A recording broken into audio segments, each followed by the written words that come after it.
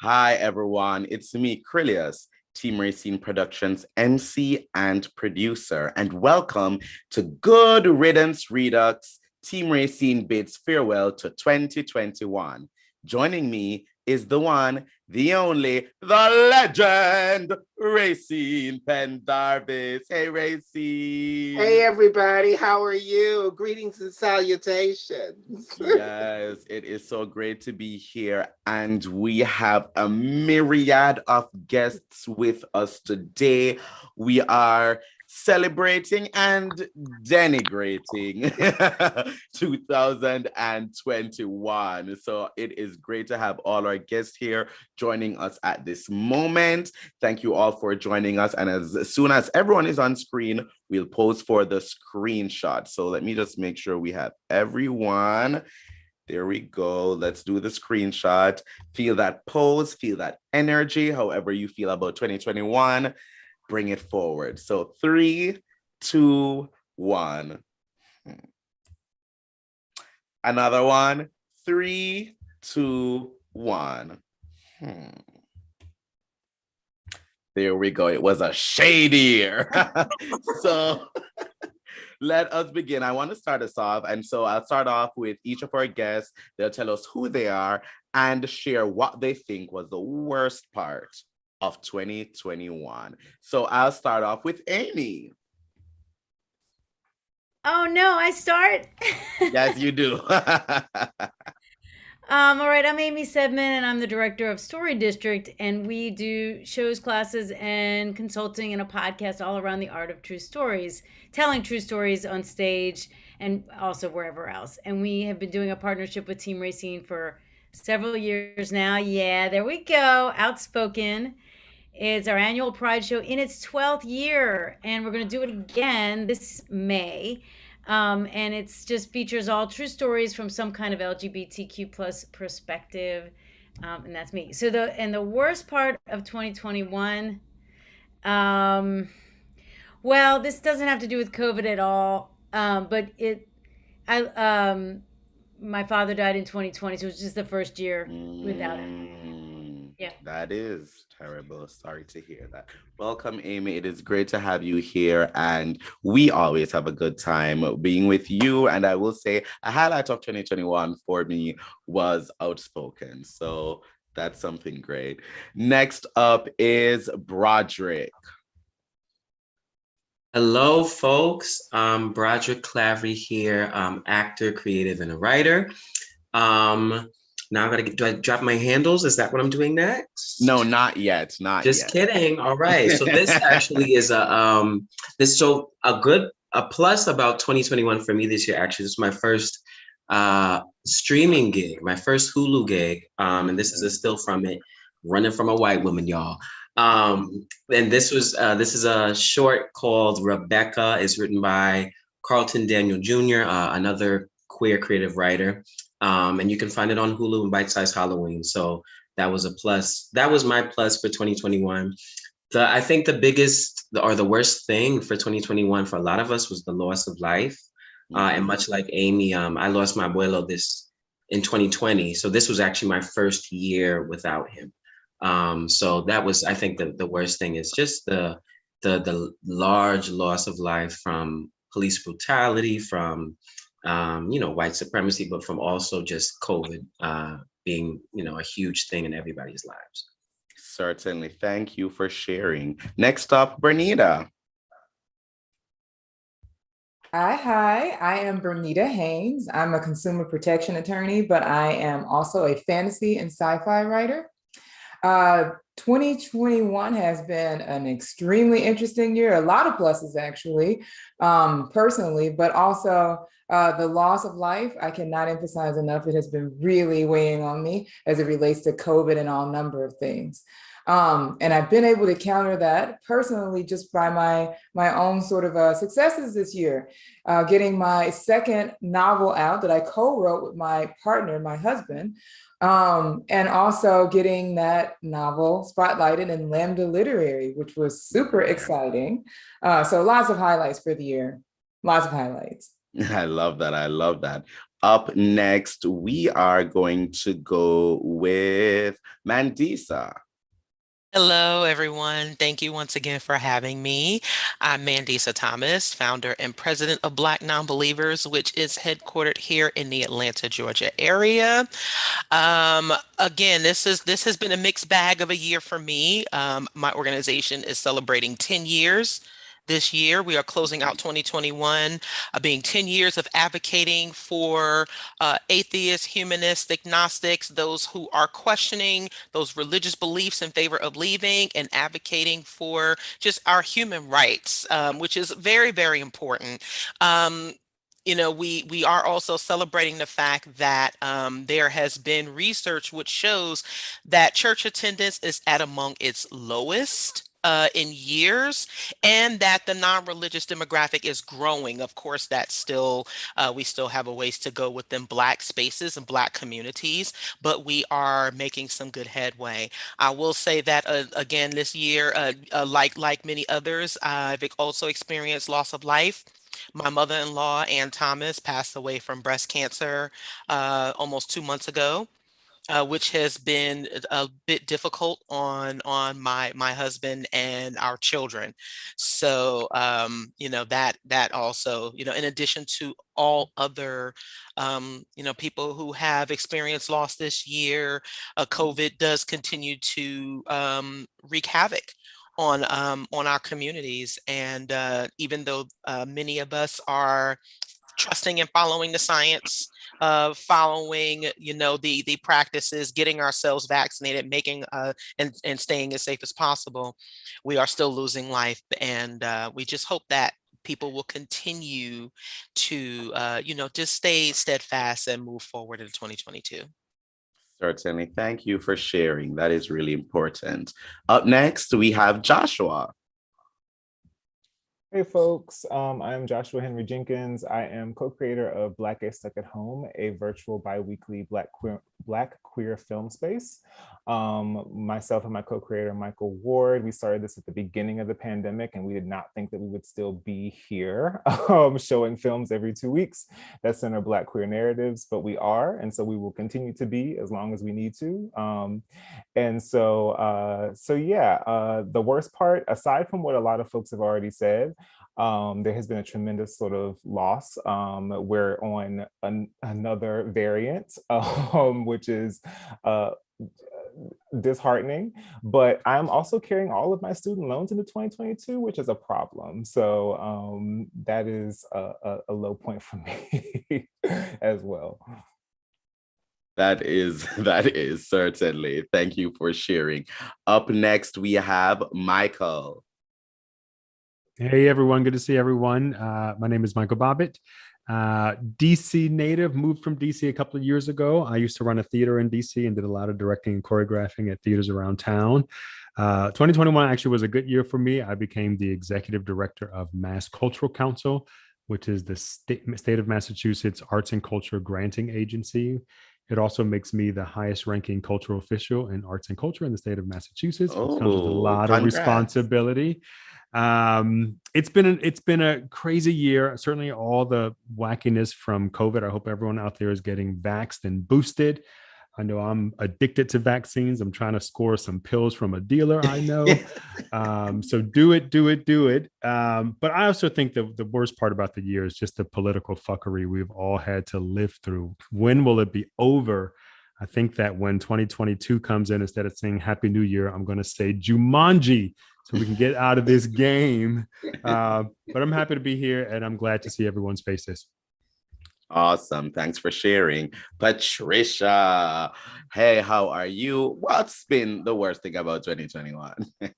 Hi, everyone. So I'm Patricia Guino, and I am the board director and chair of the outreach committee for the DC Latino Caucus, which empowers Latinos to be more politically active in the Washington, D.C. area. So if you're thinking about running for office and you're Latino, come talk to us, please. This election season is going to be very exciting, and we have a lot of special guests planned for our monthly meetings. Especially we had 2 council members come. Our latest was Council Member Silverman, who came to our November meeting to talk about redistricting. I would say one big negative thing about 2021 for me, to give a little bit more background, I protest a lot, and I go to protest white supremacist groups, QAnon, Proud Boys, all by myself. And I was outside on January 6th when the Capitol riots happened, and being surrounded by so many people who believe the lies of a narcissistic president was terrifying. And also the backlash that I've gotten from those people who believe the bigotry that has consumed this country, or at least I'm hoping that it's not consumed, but I've received a lot of death threats and backlash from it. But I guess my hope for the future is that this is not going to stop me personally from protesting. I'm going to protest even further, and even if there are more groups that dare to come to DC, I'll be there. And I encourage everyone to protest in any way that they can safely, and do your part to fight against white supremacy. Certainly. Thank you so much for that, Patricia. I guess I'll go next. 2021, I like that you brought up the January 6th thing, because that has really colored the year a little bit. I never thought that I would experience something like that, and especially coming from a different country and being here to witness that and being in the same vicinity of that was a lot. So that was a terrible thing to happen this year. COVID has continued, so that's been terrible. But I will say the worst thing to happen for me personally in 2021 was the loss of a friendship that I thought, I would probably have lifelong. And, it just really just went somewhere where I would not expect it to go. I was in court, getting restraining orders and stuff. It was a lot. So I want to give everyone the message to take care of your mental health.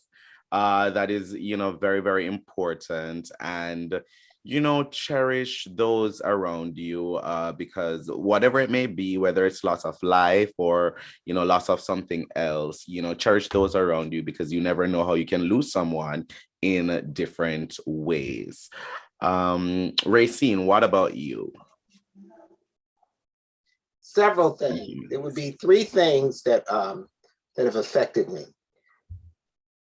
The ending of the Ask Rayceen show after 10 years, which was very hard, and that being able to have that live experience and being able to see the faces of people and be able to celebrate in the joy of uplifting your community. The effects of gentrification and how it has become so close to my home, and how I am fighting it every day with the fiber of my being. And the loss of my mother, who was everything to me. She was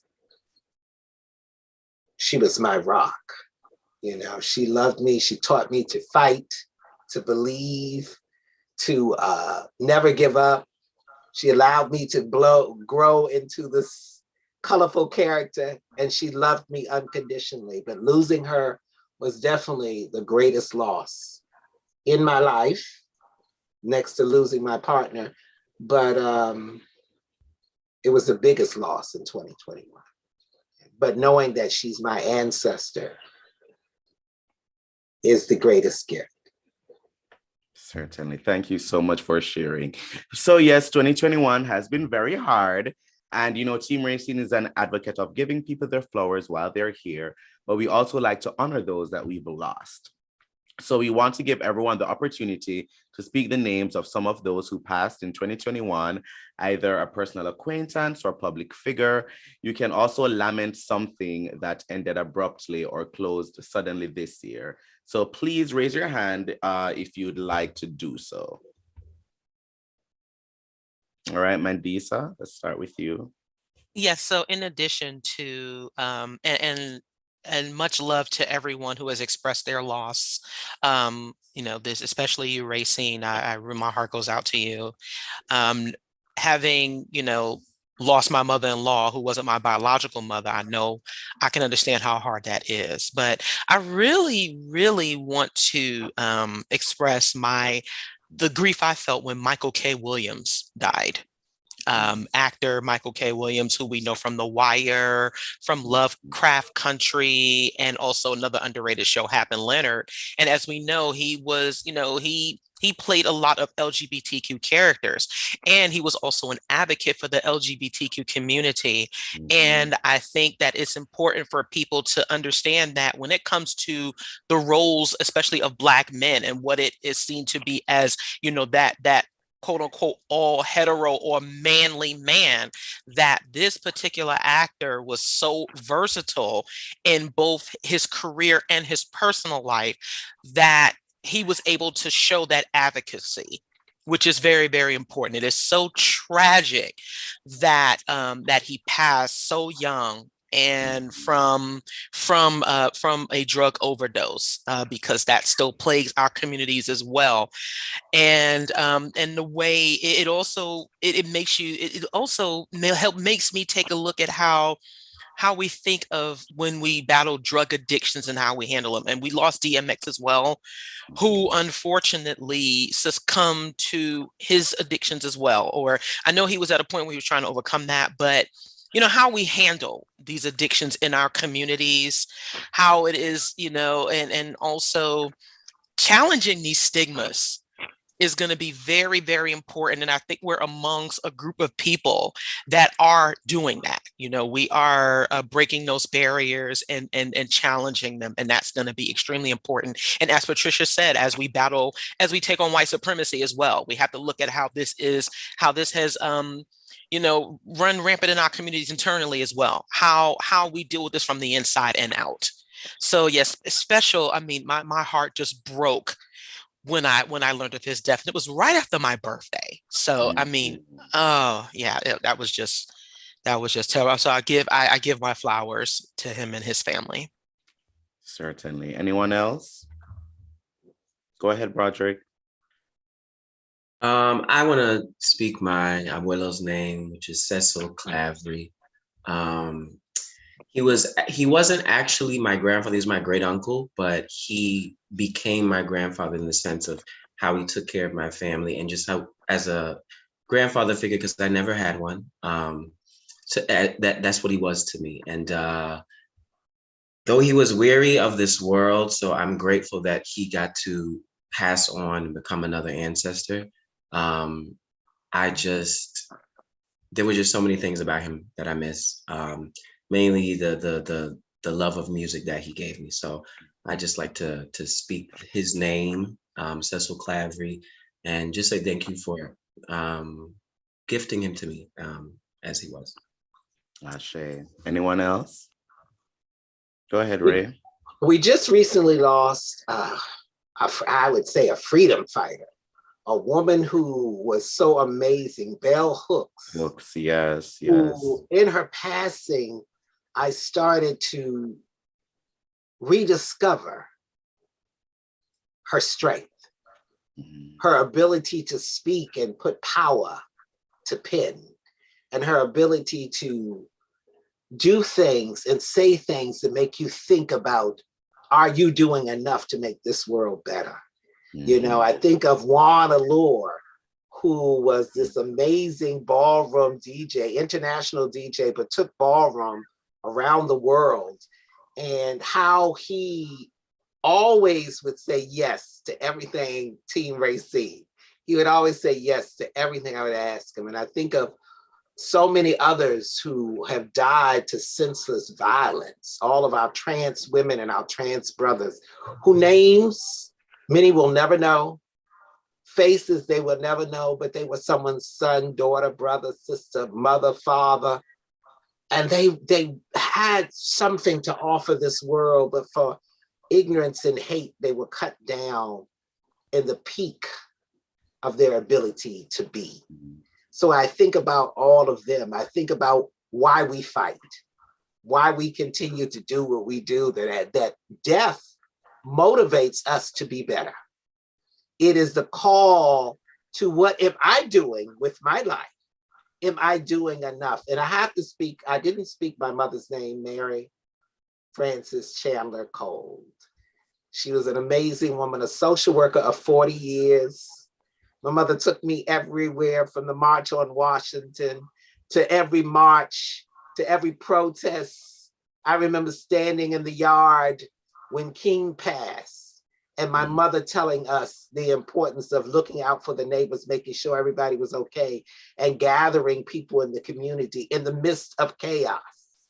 And I think about everything that she did lives in me. Everything that I am is because of her, and because of so many other women like her. And not saying that the men in my life weren't amazing, but they were. But I'm speaking to the power of womanhood right now, and the power of my sisters, and the power of women like my mother, who just was a phenomenal woman. So I think about all of them. I think about Venus Thrash, who, we have worked with as well, and has, been a part of this poet. And because we have lost a few of the Team Rayceen family, around us as well during 2021. I'm glad that you spoke about Wana Lore, because he has done a lot in the community. He always DJs at our mini ball, the Ask Rayceen mini ball. And I remember last year, right before the pandemic started, we were trying to do, a little documentary on ballroom in DC, and have you in it and him in it and everything. And then COVID hit, so we had to put that on pause. So it's sad, all those that we have lost, but it is great to speak their names. Go ahead, Joshua. I think Michael was before me, but okay, go ahead, Michael, and then Joshua. Just for every moment on stage, and especially on screen, that was filled with profoundness and craft and love and gravitas and creativity, I want to lift up the dame that she was, the queen that she was. And her death happened early in 2021, so we may have forgotten, but I have to mention the name of Miss Cicely Tyson. Cicely Tyson. We will miss you and your presence on screen, and thanks for paving the way for so many that came after you. Joshua? Yeah, I just want to speak two names. One of DJ Lisa Moody, who was a legendary house musician, or house DJ, sorry, that we lost this year, as well as this week we lost Blackberry, who was a singer-songwriter, activist. You might remember, if you've ever seen Marlon Riggs' Tongues Untied, during the legendary snap scene, he gave you the Medusa snap. He was also just an amazing elder to the Black queer community, based out of San Francisco. And so we just lost him this week. So I want to speak those names. Yes, certainly. Patricia? Yeah, so one person that I would like to name who has passed away is also my abuelo, Alejandro Olivares, although he died in Chile, not in the United States, but he passed away at the beginning of the pandemic back in March, and it's been more than a year since his death. So I guess I just want to mention to keep in your hearts all the 800,000 who have died in this country, but the millions who have died outside it as well. And I am truly sorry for everyone who has a loved one pass away.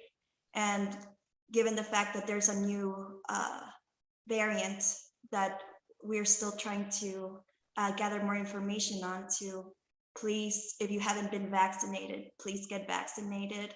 And if you're eligible for a booster shot, please do so as well. Thank you. Thank you, Patricia.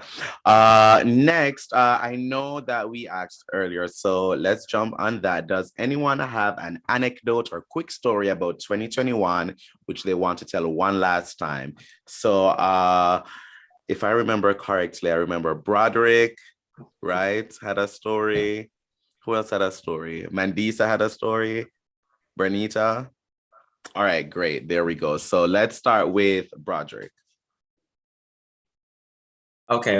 So this, I want to emphasize how important the tongue is in the sense, before we think other things, in the sense of how powerful it is to speak things that you want to come true, right? And I think the greatest thing about, one of the pluses about 2020 and COVID was the fact that for so many, I think specifically for Black folks and Indigenous folks, people that don't see rest in their lifetime, they usually see it once they pass, we say rest in peace, right? But like for folks that never get to rest, is that we got so much time to rest. We got so much time to sit at home, whether it just be to read a book or do more laundry or just sit down. Maybe you had a pull or something, maybe you had some more glasses of wine, whatever. But it was a time to be simply without any, you didn't have any requirements or anything you had to do. And so with that, I was able to get back in touch or closer with what I think is the closest we get to humanity. And I think that's art. I got to just delve back into being an artist. I was doing a lot more writing. Me and one of my brothers had a writing group we did every Sunday. And, just making sure I practiced being, or as I say, art.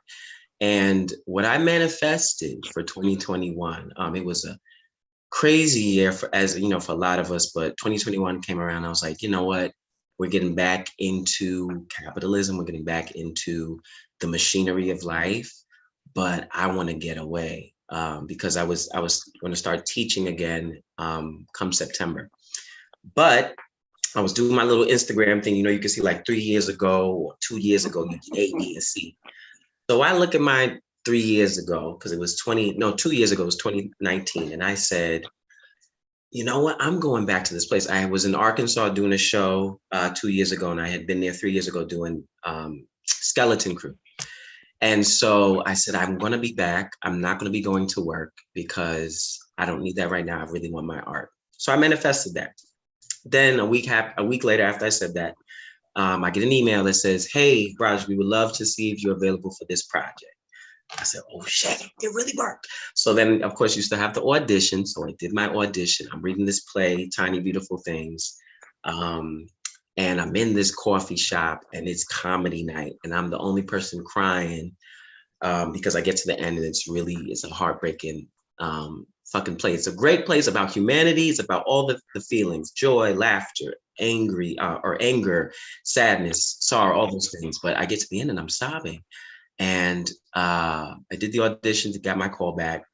And I said, in a week, you're going to have to make a decision if you're going to go back into teaching or you're going to have to decide if you're going to take this show. And it might take you away from your job. You don't know what you're going to do when you come back, but you wanted the art. Here's the art. Monday comes, it's Friday, Monday comes, and so thank you so much for your call back. We'd like to offer you this role. And I had to make my decision. I'd already made my decision, but I had to make my decision.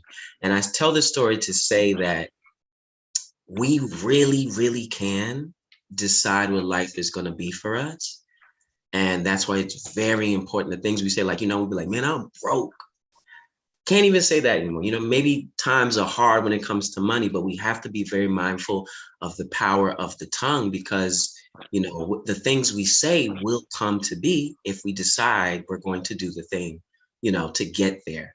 And I've never been one of those people to say like there's been a show that changed my life or saved my life, but that was one of the shows that essentially saved my life. It gave me a lot more hope and it brought me back to the stage after 2 years. And one of my greatest, I gladly say that was one of my best performances and work that I've done. And it was about the important thing that, you know, that I think we all could use more of, and that's community and humanity and love. So that's my little story for 2021. Just be mindful of going forward in the future, especially because we're all creatives. And we have a power that a lot of people don't remember they have, right? So just be mindful of the things you say, because they really can come to fruition, the good and the bad. Thank you. Thank you. Bernita. That was powerful. And it's very similar to the story I have to tell. First of all, I'm from Arkansas, so I like hearing the shout outs, even though I'm based in Atlanta. So 2020, just this moment to like sort of just really sit down, if you were privileged enough, and kind of just retreat and think about yourself and life and what you really wanted and what really made you feel like you were thriving and fulfilled. And as a very introverted person, I was always capable of doing that anyway, and always kind of wanted to do that and sort of pull back. But 2020 forced it. And so once 2021 rolled in, I had this moment of realization in like February that I had to make a change immediately. And I told myself I was going to do something that I had never done before, which was leave my job without another job lined up. I said, you know what? I've been pinching pennies. I've been putting back money as much as possible. It's time to just take the leap and actually give myself a proper vacation or sabbatical. So in May, I left my job. At the end of May, I left my job. And I have so dedicated to this job, 4.5 years. The organization felt like my own in some ways. It took a lot out of me to leave it. And I think I almost went into a little bit of a depression for the first couple of months, because I was like, whoa, man, I have a lot of time. I got these writing goals I need to get the sequel of the book out. But now I have all this time. What do I do? And I tell you, it was one of the most just amazing moments. I used to make fun of people who talked about self-care and putting self-care first. I was like, what is self-care? You can't self-care your way out of capitalism, you know? And so I had to actually kind of eat my own words in some ways, because the further I got into my sabbatical, so to speak, the more I realized, oh man, I have forgotten who I am and what really makes me feel grounded, what really anchors me.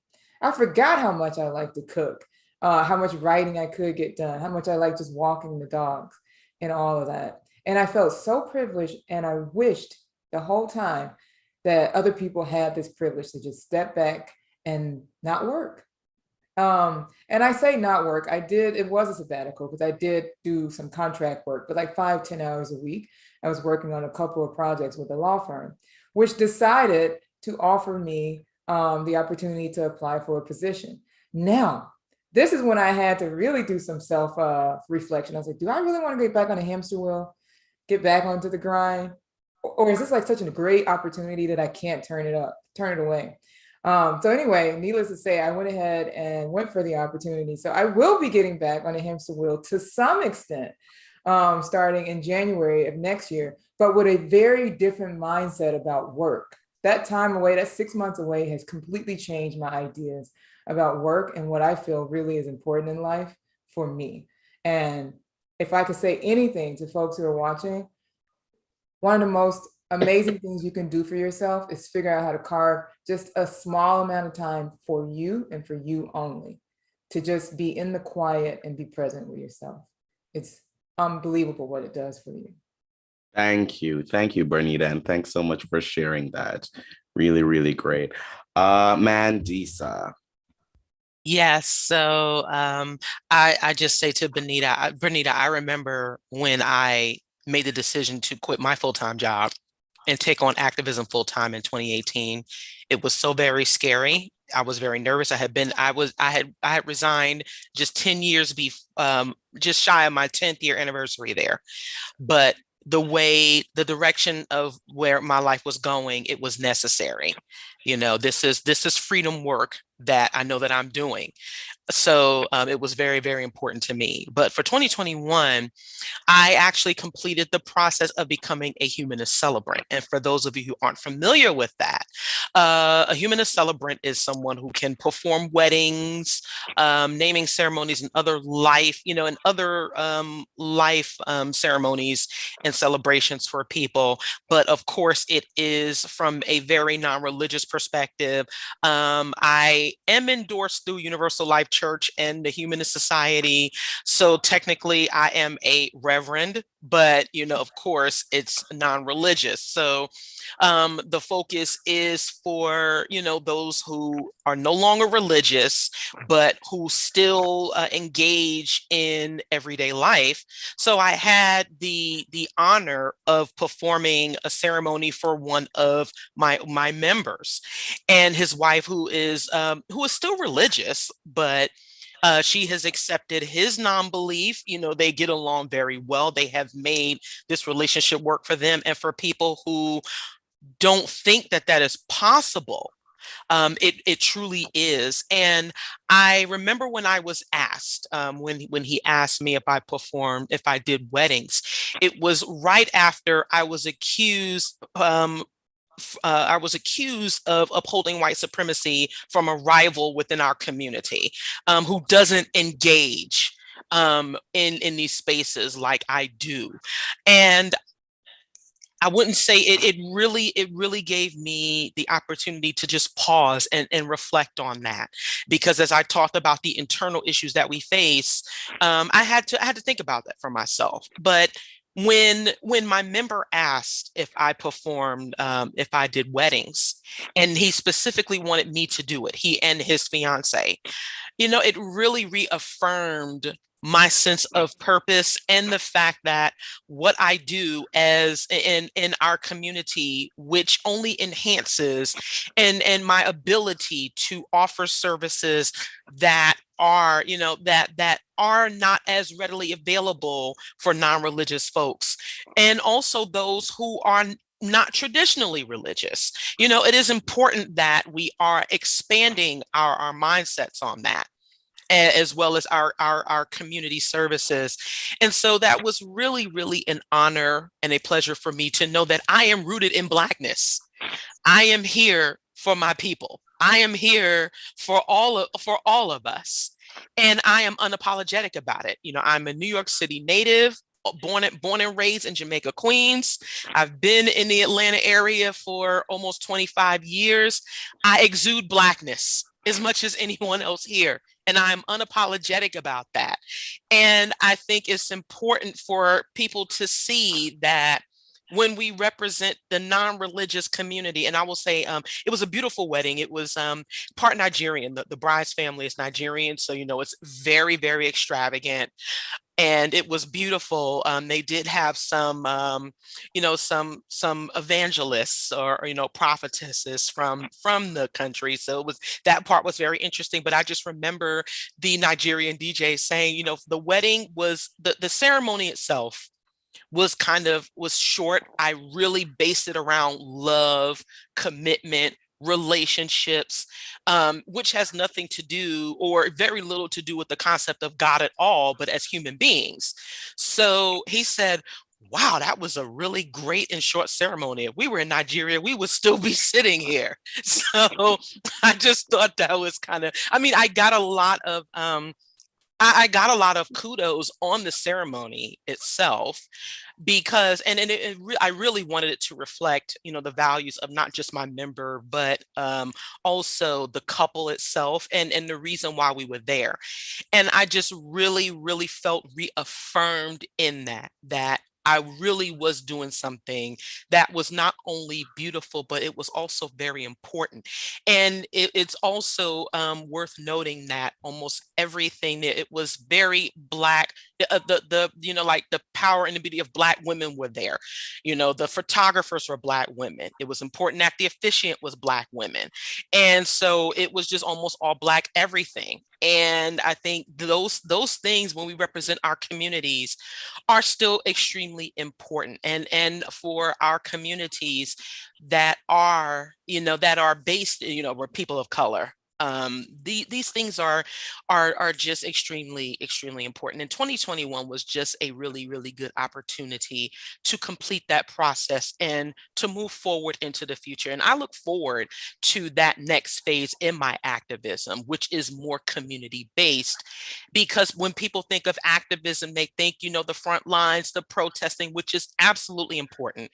And I encourage our members and to do so as well. But it's also the other life and everyday services and things that people go through and that they need, and that help reshape the narrative and also disrupt that narrative. And I think that was really, really a good opportunity to do that, especially this year, which is still, transitional for us. We're transitioning back into what is considered everyday life, but with a new normal. And so as we continue to do that physically, it's important that we do that mentally as well. Really important. Thank you so much, Mandisa. Thanks so much for sharing. Now, as we round out this evening of Good Riddance to 2021, I want us to end with everyone sharing their social media and telling us one person, place, thing, or bad habit which will not remain part of your existence in 2022. So I'll start this off with Amy. I'm first again? Yes, you are. Okay, well, you can find us, storydistrict.org is our website, at Story District on Instagram, Facebook, Twitter. We have some stuff on YouTube, though I'm kind of in transition, trying to rebuild that. We have a podcast. Listen to Story District Presents is our podcast. And I will say, man, I hope I can accomplish this. It's the habit I most want to break is sitting for too long. I threw my back out for the first time in my life on the floor, not sure if we were going to have to call a stretcher. I was like, what is happening in my life? And truth be told, we're all working at home, or those of us, what is stopping me from getting up and stretching from time to time, or just taking better care of myself throughout the day? So fingers crossed. No. I'm listening to Broderick. I'm going to speak this truth, which is I'm going to take care of my physical health. Certainly. Thank you, Amy. That is very important, taking care of your physical health. So I want to go with that into 2022 too. All right. Next up, we'll go with Broderick. Okay. You can find me at Afrodigena. And there's going to be a little thing that pops up because I know it might be hard to spell, but it's AFRODIGENA. Of course, you can find me on my website as well on brodyclavery.com. Before the thing I leave out, Joshua, my partner, just texted me. He's the God, I'm forgetting the something. God, he's gonna get mad at me because I forget what he is. But he works on For the Boys. I was on episode 9. So he's probably gonna text me in 2 seconds. Oh my God, yes, you were. And he was like, you should tell Joshua that they had a thingy. So we just did a screening with them. It was amazing. That's he was telling me. He's gonna get so mad at me, but I'll remember it. For the Boys. It's an incredible Black queer web series. It is just phenomenal. I cannot. My best friend got me into it, and we binged the entire thing in one. Oh my God, Broderick! Yes, it's yes, you. Yes, I had my little Afro Latino moment on it. But what I'm leaving behind in 2022 is self-doubt. I want to be done with that. I'm done with it. There's so many people, not to put other people down, but there's so many people that are less than, that do not have the qualifications that I'm pretty sure we all have, but we always, we become our own obstacles. Like, what if but maybe I need more time, and it's not perfect, and it's not. Perfection is the destruction of anything creative and beautiful. Perfection is not the goal. The goal, as my brother Terrence Johnson would say, is something to share, not to prove. So as long as you're sharing something, you don't have to prove anything. So just leaving, self-doubt and perfectionism behind in 2022. Important. Thank you. Next up, Bernita. All right. Well, you can find me on Twitter. I'm very active on Twitter, probably a little controversial on Twitter, at Bernita Wright. I'm also on Instagram at Beal Haynes, and of course, my website, bernitahaynes.com, where you can find out all the kind of information about my books and all that kind of stuff. But what am I going to leave behind in 2021? I think Broderick needs to get out of my head, first of all, because self-doubt was definitely going to be my word. But definitely the need to always plan my future. I've always been this planner. And this whole sabbatical, this time off has helped me see the importance of being present. So I'm going to try to leave behind this urge to always plan things out too much. And really sort of kind of try to take life as it comes in 2022 and sort of roll with the punches. Roll with the punches. That is great. That is great. All right. So up next, we have Mandisa. Okay, yes. So I linked all of my organization's information, Black Nonbelievers, for anyone who is interested and who wants to learn more. You can follow us all over social media. We do have a website. We are on Instagram. We do have a YouTube channel. If you would like to learn more about the non-religious perspective, particularly the more atheist-leaning perspective, and we are on Twitter. And you can I'm personally tagged in most of our posts, so you can find me from there as well.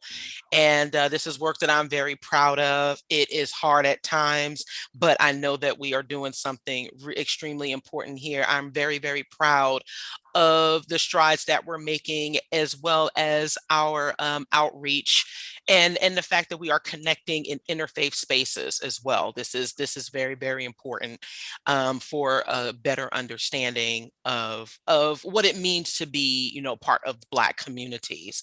And I will say what I am leaving behind, what I'm going to try my best to leave behind in 2021 is how impulsive I get when it comes to spending.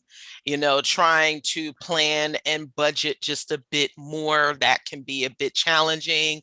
I know for some of us, especially with the pandemic, there are some things we let go of. And I don't think it's ever too late for us to try to, to just try to budget and plan better when it comes to finances. That's a thing that I've have struggled with at times, but it's going to be really, really important. I started taking better care of myself in 2020.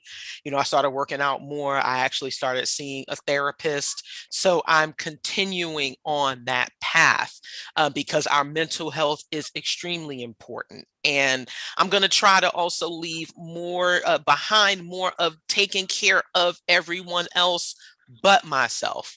That self-care is important, not feeling guilty about, just saying, fuck everybody else. I'm in this for me.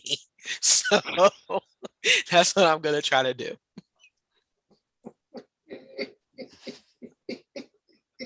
I'm on mute, honey. All right. Thank you so much, Mandisa. Next, Michael. Hey, so if you are a Massachusetts resident and you are in the creative sector, you can find out about Mass Cultural Council on Instagram, on Twitter, on LinkedIn Learning, on LinkedIn. And our website is massculturalcouncil.org. I have a lot of free money that I have to give away every year. So find us if you're up there. If you want to find out more about me, you can find me on my website at michaelbobbitt.com or Instagram at michaeljamesbobbitt.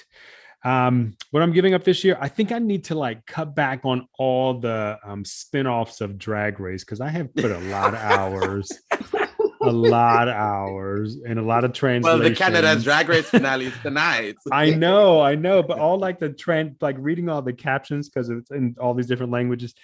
And probably I should stop stalking Idris Elba online as well. But I love him so much. And then this year's a big year for me. I turned the big 50. So I am going to try to connect more with friends and family from that I have missed out on seeing in the last couple of years, but certainly that I have not kept in touch with for a while. So if y'all out there and we're friends, we have been friends, look for an email from me or text or a Facebook message. Certainly. Thank you, Michael. Joshua. Cool. So yeah, you can find me online at Josh Jenks, JoshJenks. My cocktail is talking to me, friends. So you can also find myself and Michael Ward, who's my co-creator, at Black is Stuck at Home. Every 2 weeks, we have a screening this Friday night. We're showing a Christmas film called A New York Christmas Wedding, which is a Black queer Christmas film. They are very rare, so please do come and join us. And you can find us online at bgsah.com. Also, I'm in the midst of trying to get the word out about something called Kuchu Kwanzaa, which is in honor of two friends who I lost between 2019 and 2020, who about a decade ago, started a Black queer infused version of Kwanzaa.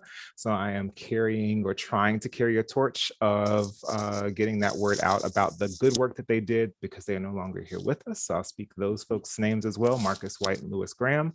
In addition, what else? Oh, I'm leaving behind, I mentioned student loans at the beginning. I'm not paying them in 2022 either. So Biden can figure it out and then let me know, but they're not getting paid. There's money to be spent elsewhere. In addition, I'm about to transition out of 8.5 years at one organization into a new arts organization at the top of the year. So I am trying to leave behind imposter syndrome, because it is fascinating that at almost 34, I'm still in my career thinking I'm not good enough. So I am excited to start a new adventure, but do it confidently. All right. I'm going to get back to you, Amy, but first, Patricia. Yeah, hi. So you can follow me on Twitter and Instagram at Patricia Guino, last name spelled Eguino. And you can also join the DC Latino Caucus on Twitter if you're very much interested in knowing more about the political process, knowing more about how to run for office, and especially if you're Latino, please come join. And one thing that I'm leaving behind in 2021 is fear. And what has scared me quite a bit and has made such a lasting impression was, again, as I mentioned, was the January 6th riots and how scary it was being surrounded by armed men who wore riot gear, and you're by yourself and others are trying to harass and intimidate you and push you. And so I'm leaving all that behind, meaning that if there's anything that I would tell any of the outright trolls who want to continue to attack me would be, I'm not going to stop protesting. I'm not going to stop speaking out against white supremacy, homophobia, and racism. So, I mean, if you want to have hate in your hearts, that's on you. It's really quite sad. And also, I'm leaving behind the fear of the unknown. I have I've been a lot more politically engaged this year, and I'm leaving behind the fear of, fear of the fact that if I'm good enough to run for office, and I think that I might actually do that for next year for local office. So I wish you the best, Patricia. That's great to hear. That is great to hear. Thank you so much. Amy, yeah, you said you wanted to add something. Go ahead. Oh, I want to be on your team, Patricia, or just like somehow. I think I just met you, but you seem like a great candidate. Yes. thank you. And all this stuff is a great list of things to let go of. I like it.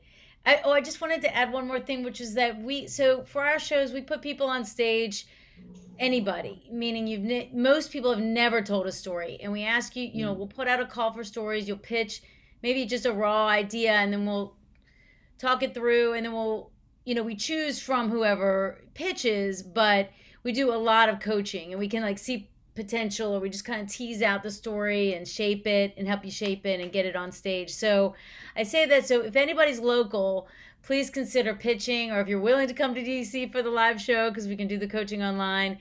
And like for instance, we have the LGBTQ show, but we also have a Sucker for Love is our annual stories about romance. Krylios was in that one last year. Yes, I was. And we have, we're doing the Kennedy Center in March, looking for funny stories by extraordinary women. So I see some extraordinary women up here, women and women identified, trans, non-binary, all welcome. So it's Women's History Month, so we're trying to do something for that. So just, keep an eye out. We'd love to get pitches, and the more we do live shows, the more we'll be doing more of them. It looks kind of sparse right now, but normally we do a lot. Thank you, Amy. Thank you. And I love that. I've always enjoyed, storytelling with Story District. So I hope people who are watching as well, if you have stories, that you will reach out and pitch. I think I'll go next. If anyone wants to follow me, you can follow me at It's Krylios on Twitter and Instagram. I don't do Facebook anymore because it was the bane of my existence in high school. And that was years ago. So I never returned, So one thing I'm leaving behind, I guess maybe procrastination a little bit, I want to leave that behind. I have a lot of things that I'm doing now. And then when I think about the amount of things I have to do, there are some that get left by the wayside because it's just like, oh my God, I just have so many things to do. So I want to leave that in 2021. And something else I want to leave in 2021 is I don't necessarily worry about the future, but I do think about the future a lot. What I want to start doing is to live in the present more, really lean into the present, feel that in my soul, feel that in my whole, and, and make that a thing. So that is what I want to leave behind in 2021. Rayceen, what about you? First of all, how can people follow you, Rayceen? On all forms of social media, RAYCEEN, or Rayceen.com, or on YouTube. I am the queen of the shameless plugs. You can follow me at everything. It's once you put in RAYCEEN, it's you, honey. I pop up. I'm here. I like to start by saying this. Thank you to all of you. Thank you for being here and taking the time to be in this space, in this moment with us, to celebrate the going away of 2021, the good, the bad, and all in between. You have taught me the importance of learning again and being reminded of the resilient spirit that we are resilient people. And to each one, I'm going to leave you with this. To Josh, thank you for reminding us the importance of when we sit in spaces and we want to see ourselves reflected on films, we must be reminded that our stories matter. We must understand the power of when we see LGBTQIA people on the screen, what it does for someone in a small town in a place where they can't be free or cannot understand what is going on with who they are. But with the film, allows them to take the journey, to fly and dream, to broader. Power to paper, the power of words. How words speak, how they take you through a journey, how they allow you to dream, how you can close your eyes and create characters on words that, on paper that jump out, that bring life, that give you a space if you don't have the money or don't have the ability to sit in a theater or into a movie theater, but to open a book. To open the book and to take that journey with a writer. That when they see your words and understand and envision someone brown, someone gay, someone trans, someone free, that you are a part of that because you stand on the shoulders of so many others. To Amy, storyteller. Storytelling, the gift that has gone from generation to generation to generation to generation. Before film, before books, before theater, before TV. The storytelling. From the grandmother, from the mother, from the grandfather, from the aunts, the uncles who told the history of stories that allowed people to say that that's where they come from. This is who they are. This is how they be. This is how they live and move in this world. And to share those stories and to gather people to hear it in spaces and create opportunities for folks who may not look like supermodels or may not be this, what world tells them to be, but to give them a platform that I say, I can tell my story on the stage. I can tell my story of pain. I can tell my story of joy. I can tell my story of laughter. I can tell my story of coming out. That you gave them places, you crafted and you helped them and you uplifted them and taught them that their words, their stories, that they value, that they have meaning. To Michael, the world of theater.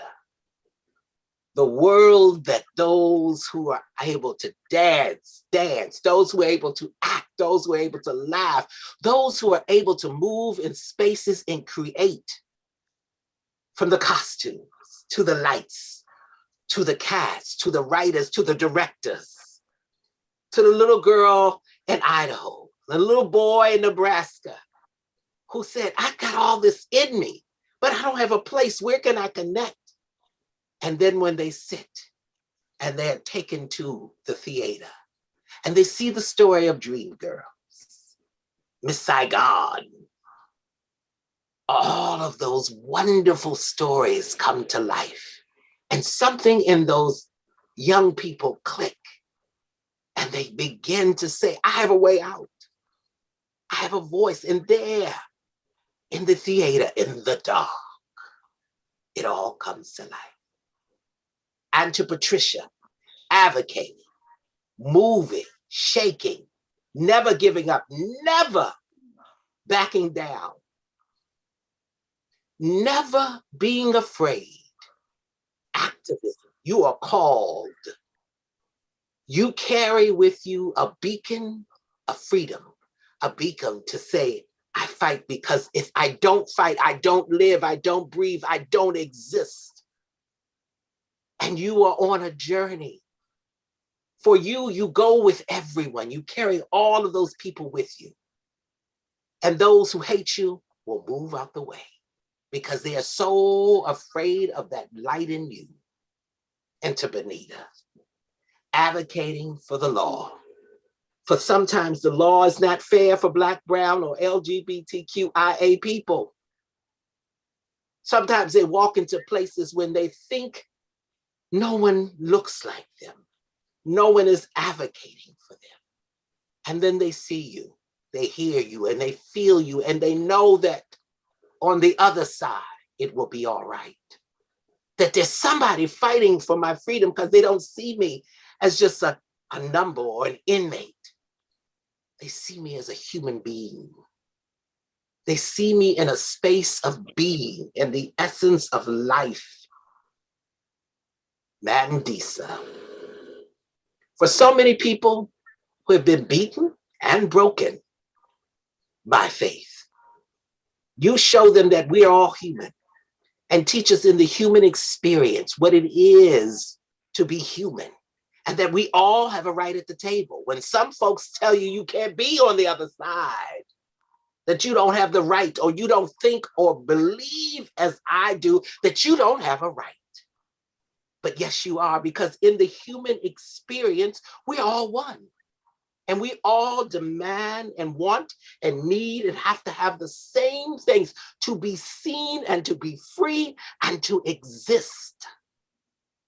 And that's why your call is so important, because then you sit on the other side with believers.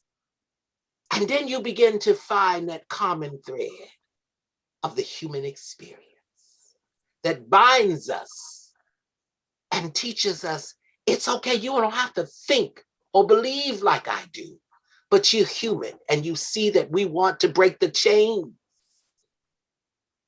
that has bind us for so long, that we want to walk in this journey of what it is to be human, to exist and to move through all this world. And to my beloved Krylios, when I sit with you, when I'm with you, I'm reminded every time that why that I do what I do, that those who did what they did before me, is so that I can have the next generation of someone like Krylios. Someone, there is no one I've ever met like Krylios. You are one of a kind. And I see that when that time comes, when it is time for me to move, that I know that in place there will be Krylios walking behind me, walking in his own light, but yet understanding the journey and the path, that why we are called to do what we do. That years from now, 50, 60, 70 years from now, folks will speak your name, Krylios, because you are doing the work. You are bringing people together, and you push me in ways that sometimes when I don't want to do things, when Krylios says yes, I say, I must be there. I have to show up, because then it is that intergenerational journey that binds us, young and old, queen and princess, king and prince. And we are binded, and we are in that moment of understanding why we do what we do, because it's amazing to be in your space. I am honored when I am in your space. I celebrate you. And I am so honored that whatever light beings, ancestors, the earth, the world, the rocks, the trees, whatever drew you to us, that brought you into the Team Rayceen experience, I honor it. And I say thank you for allowing me to walk on this journey with you.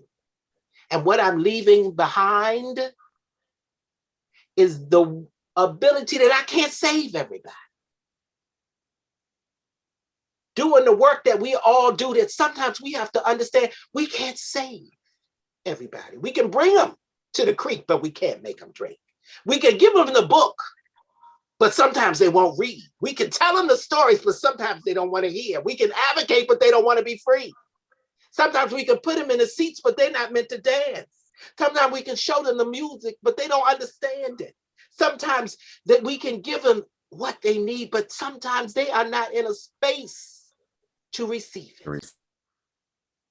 So that's what I'm leaving and behind in 2021. I can't save everybody. But what I can do is give you the tools to do what you need to do. The book, the story, the music, the theater, the words, the law, the avocation, the people, the movie. I can give it to you. It's what you do with it that you can free yourself. And I thank you all. God bless, enlighten, walk on your journey, live on your journey, be who we are all called to be, better beings in the human experience of love.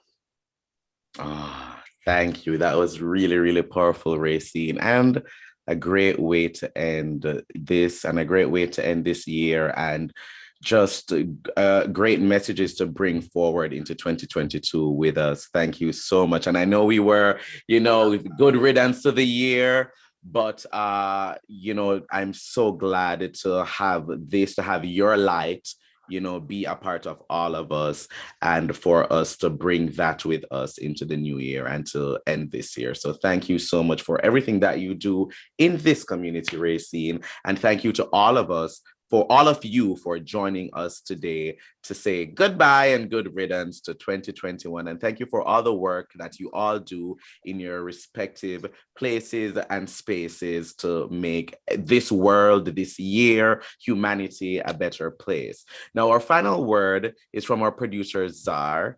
And so I know everyone heard Czar earlier, and he relays that 2021 was the worst, most continuously frustrating and rancorous year of his life. Never has he been so disappointed by so many people in so many ways. He says good riddance to the rubbish year, which was 2021. So long, 2021. And I just want to close this out by just thanking everyone for being here. It's just so great seeing all of your faces. It was a pleasure seeing all your faces in 2021. And I look forward to seeing your faces even more in 2022. Don't forget, everyone, to please follow Team Rayceen Productions on all forms of social media. And of course, subscribe to our YouTube channel. That's Team Rayceen. And we thank everyone for joining us. And to our viewers, most of all, thank you